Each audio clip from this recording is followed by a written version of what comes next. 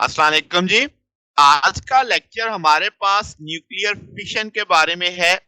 ये एक तरह का रिएक्शन होगा, इसकी क्या खूबियां हैं, क्या मकासद है, एनर्जी का क्या ताल्लुक है इसके साथ, तो वो सारा देखने हैं। तो शुरू करते हैं। सबसे पहले हमें कंसेप्ट होना चाहिए न्यूक्लियर एनर्जी का।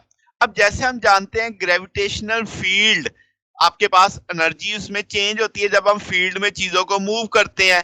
इलेक्ट्रिक फील्ड में जब चार्ज को मूव करते हैं तो उसकी एनर्जी में बदलाव आता है। तो इसी तरीके से एनर्जी न्यूक्लियर फील्ड में भी स्टोर की जा सकती है और उसे क्या बोलेंगे? Nuclear potential energy. अब ये जो न्यूक्लियर पोटेंशियल एनर्जी है इसे हम अनलॉक कर सकते हैं, यानी हासिल कर सकते हैं किस जरिए से?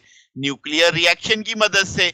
तो आपके पास ये जो न्यूक्लियर पोटेंशियल एनर्जी है, जो इसको जो स्टोर हुई हुई है न्यूक्लियन के पास न्यूक्लियर फील्ड के अंदर, हम उसे कन्वर्ट कर सकते हैं किसके अंदर? काइनेटिक एनर्जी के अंदर, जो उसके प्रोडक्ट्स आएंगे जो उसके जरिए। तो दो रिएक्शन इस मामले में बड़ी मदद करते हैं हमारे पास, एक फिशन और एक फ्यूजन। तो ये जो चैप्टर अब हम शुरू करने जा रहे हैं ये है थ्योरी ऑफ न्यूक्लियर फिशन। तो इस चैप्टर में हम सारे फिशन से मुतल्लिक मामलात को स्टडी करेंगे। तो बुनियादी तौर पे अब आपको समझ आ गई कि न्यूक्लियर फिशन भी एक रिएक्शन ही है, मगर इसको दूसरों से क्या चीज मुमताज करती है, क्या कैसे ये आम रिएक्शन से डिफरेंट है, वो लेके चलते हैं। तो न्यूक्लियर फिशन, तो न्यूक्लियर फिशन बुनियादी तौर पे न्यूट्रॉन इंड्यूस न्यूक्लियर रिएक्शन है, यानी एक ऐसा न्यूक्लियर रिएक्शन जो न्यूट्रॉन के हिट करने से शुरू होगा। ठीक है, और न्यूट्रॉन किसको हिट करेगा? हैवी न्यूक्लियस को, जैसे यूरेनियम।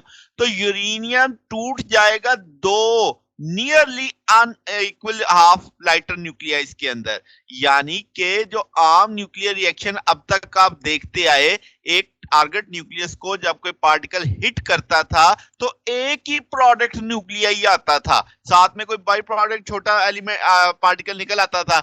मगर अब जब यूरेनियम पे न्यूट्रॉन हिट करेगा तो दो आपको बड़े प्रोडक्ट मिलेंगे। वो अनइक्वल मैसेज वाले होंगे, नियरली इक्वल, यानी जैसे मैंने लिखा है, और आपके पास लाइटर न्यूक्लियाई के अंदर वो टूट के आ जाएगा, यानी यूरेनियम टूट के दो छोटे न्यूक्लियाई में चला जाएगा।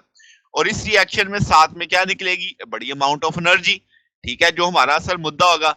तो आपके पास न्यूक्लियस के अंदर हम कहेंगे वहां पे कंपटीशन चल रहा है, किस किस का? न्यूक्लियर फोर्स का, जो न्यूक्लियन को इकट्ठा करके रखी हुई है किसके? न्यूक्लियस के अंदर। और इलेक्ट्रोस्टैटिक रिपल्शन का, जो प्रोटॉन्स प्रोटॉन्स के बीच में है, जो न्यूक्लियस को तोड़ना चाहती है।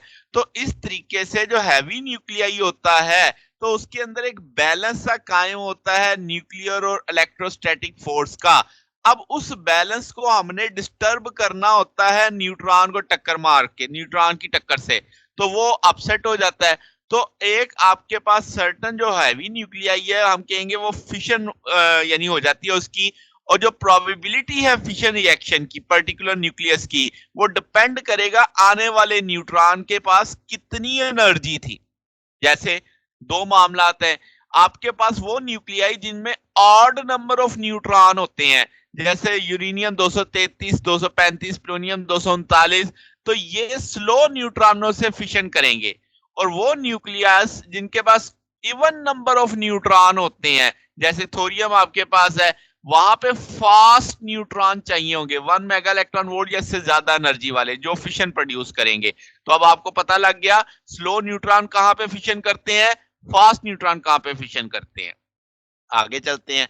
तो हांस हमारे पास एक ऐसे साइंटिस्ट थे 1938 में जिन्होंने यूरेनियम पे हिट किया थर्मल न्यूट्रॉन को, और यूरेनियम न्यूक्लियस टूट गया बेरियम और क्रिप्टॉन के अंदर। उनके रिस्पेक्टिवली 56 और 36 एटॉमिक नंबर थे, और साथ में 3 न्यूट्रॉन हासिल हो गए और बहुत बड़ी एनर्जी की मिकदार हासिल हो गई। ये रिएक्शन था, यूरेनियम को न्यूट्रॉन हिट कर रहा है, बेरियम आ रहा है, क्रिप्टॉन आ रहा है, 3 न्यूट्रॉन आ रहे हैं, एनर्जी आ रही है। तो ये जो हैवी न्यूक्लियस स्प्लिट कर रहा है पेयर ऑफ एलिमेंट्स के अंदर, ठीक है, जो पीरियोडिक टेबल में सेंटर में आते हैं, जिनके अनइक्वल स्लाइटली अनइक्वल मैसेज हैं, तो हम इनको बोलते हैं फिशन फ्रेगमेंट्स, यानी बेरियम और क्रिप्टॉन क्या है? फिशन फ्रेगमेंट्स हैं। आप इसी रिएक्शन को इस तरह फिग में देख सकते हैं, न्यूट्रॉन ने हिट किया यूरेनियम को, यूरेनियम 236 कंपाउंड न्यूक्लियस बना, ये अनस्टेबल हो गया। वो जो हम पीछे स्टोरी पढ़ के आए हैं कि आपकी न्यूक्लियर फोर्स और इलेक्ट्रोस्टैटिक रिपल्शन के अंदर जो कंपटीशन था उसमें इलेक्ट्रोस्टैटिक रिपल्शन गालिब आती है, बैरियम निकलता है, क्रिप्टॉन निकलता है, एनर्जी निकलती है, साथ में 3 न्यूट्रॉन निकलते हैं। ठीक होगी बात। अब इस सारे रिएक्शन में सबसे अहम चीज हमें क्या नजर आई कि आपको बड़ी मिकदार एनर्जी की हासिल हो रही है और दो से ज्यादा एनर्जी वाले न्यूट्रॉन निकल रहे हैं जो अच्छे खासे यानी किनेटिक है उनके पास। ठीक है, तो अब उनसे जब वो निकलेंगे तो वो फिर फिशन हमसायों में मौजूद जो आपके पास न्यूक्लियाई है उनमें फिशन प्रोड्यूस कर सकते हैं। तो ये एक बेसिक चीज हमें समझ आ रही है। अब अगर कोई पूछे कितनी एनर्जी निकली थी भाई न्यूक्लियर फिशन के अंदर, तो हम कहेंगे जो इस प्रोसेस में हम जो एनर्जी रिलीज हो रही है उसे न्यूक्लियर एनर्जी जैसे न्यूक्लियर पोटेंशियल एनर्जी कहेंगे। तो ये जो अमाउंट है ये हम एस्टिमेट करेंगे किस मेथड से, मैस डिफेक्ट के मेथड से। अगर मैं कहूँ शुरू में मैस यानी रिएक्शन फिशन रिएक्शन के बिफोर कितना था, तो यूरेनियम का मैस न्यूट्रॉन का मैस जमा करो 236.134 एटॉमिक मैस यूनिट आ गया। अगर हम बात करें कि बाद में कितना था, तो बाद में अब कौन कौन सी चीजें हैं, बैरियम आ रहा है, क्रिप्टॉन आ रहा है, 3 न्यूट्रॉन आ रहे हैं। बैरियम का मैस, क्रिप्टॉन का मैस और न्यूट्रॉन का मैस ऐड करो 235.9 AMU एटॉमिक मैस यूनिट आ रहा है। अब इन दोनों का डिफरेंस देख लेते हैं कि भाई फर्क कितना का पड़ा। तो आपके पास 0.223 एटॉमिक मास यूनिट का फर्क आया। अब 1 AMU की में एनर्जी की वैल्यू होती है 931.5 या 4 मेगा इलेक्ट्रॉन वोल्ट, तो 207 मेगा इलेक्ट्रॉन वोल्ट आ गई। तो एक रिएक्शन में, एक फिशन के इवेंट में तकरीबन 200 मेगा इलेक्ट्रॉन वोल्ट मिलने वाला है।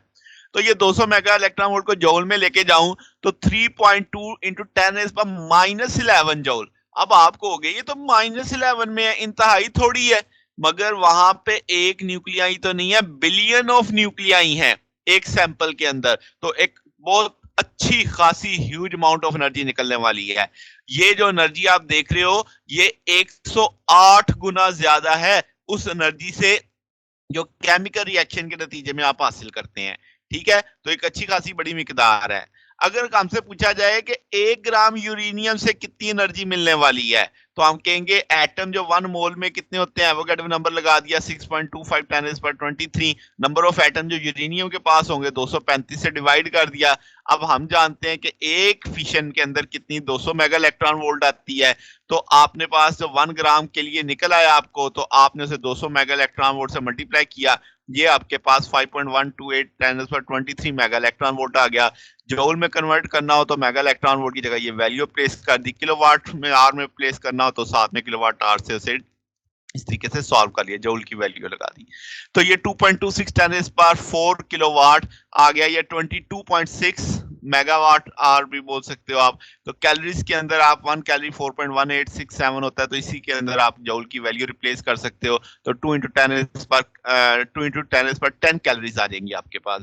तो ये एक बहुत बड़ी मिकदार एनर्जी की बन रही है, तो आप इसीलिए इसे इलेक्ट्रिसिटी में इस्तेमाल करते हैं। अब आपके पास ये जो बैरियम और क्रिप्टॉन वाला रिएक्शन है, सिर्फ यही नहीं मुमकिन, तकरीबन 40 मुख्तलिफ तरह के यही रिएक्शन मुमकिनात में है जिनमें फाइनल प्रोडक्ट डिफरेंट होंगे। जैसे यूरेनियम न्यूट्रॉन हिट कर रहा है तो बैरियम क्रिप्टॉन, ये तो एक पढ़ लिया। फिर आपके पास न्यूट्रॉन ने हिट किया यूरेनियम 235 को, जीनान स्ट्रांशियम आ गया, साथ में 2 न्यूट्रॉन, एनर्जी आ गई। न्यूट्रॉन ने हिट किया यूरेनियम को, तो आपके पास इस तरीके से मुख्तलिफ 40 मुख्तलिफ रिएक्शन मिलते हैं। मैंने 5 से लिख दिया यहाँ पे ताकि समझ आ जाए आपको कि आपके पास पॉसिबिलिटी कुछ भी है, मगर अगर आप ये सारे जो न्यूक्लियाई जो आपके 2 न्यूक्लियाई बन रहे हैं प्रोडक्ट के अंदर, तो ये पीरियोडिक टेबल में देखो तो ये सेंटर में आते हैं। ठीक है, यानी टूट के फिशन आपके पास स्टेबिलिटी गेन करता है, वो पीरियोडिक टेबल में उस जगह पे आना चाहता है जहां पे बाइंडिंग एनर्जी ज्यादा होती है।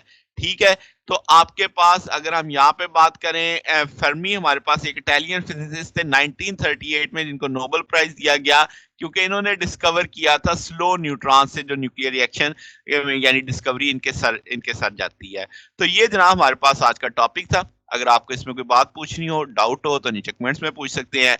वीडियो अच्छी लगी हो तो वीडियो को लाइक कीजिएगा, दोस्तों के साथ शेयर कीजिएगा, चैनल को सब्सक्राइब कर दीजिएगा। अब तक लिए इतना ही, बाकी इंशाल्लाह फिर नेक्स्ट देखेंगे। ओके, अल्लाह हाफिज।